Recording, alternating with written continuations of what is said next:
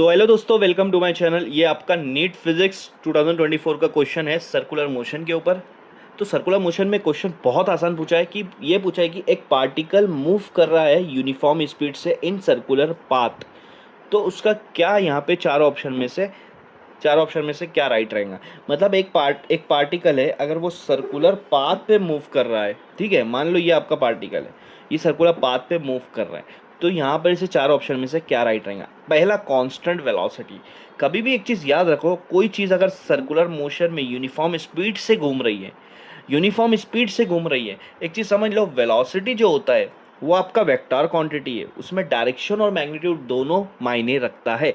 तो वेलोसिटी तभी कांस्टेंट रहेंगी जब डायरेक्शन और मैग्नीट्यूड दोनों ही सेम होगा। लेकिन जब पार्टिकल सर्कुलर मोशन में घूमता है, जैसे अगर ये इस डायरेक्शन में घूम रहा है, भले ही इसकी स्पीड सेम हो लेकिन इसका डायरेक्शन हर पॉइंट पे चेंज हो जाता है। यहाँ पे डायरेक्शन अलग है, यहाँ पे डायरेक्शन अलग है, तो इसका वेलोसिटी कभी भी कांस्टेंट नहीं रहेंगी, ना ही एक्सेलरेशन यहाँ पे कांस्टेंट रह रहा है। अब यहाँ पे थर्ड ऑप्शन क्या पूछा है कि कांस्टेंट वेलोसिटी। मैंने क्या बोला कि वेलोसिटी कांस्टेंट नहीं रहेंगी, तो थर्ड ऑप्शन भी यहाँ पे कट हो जाता है।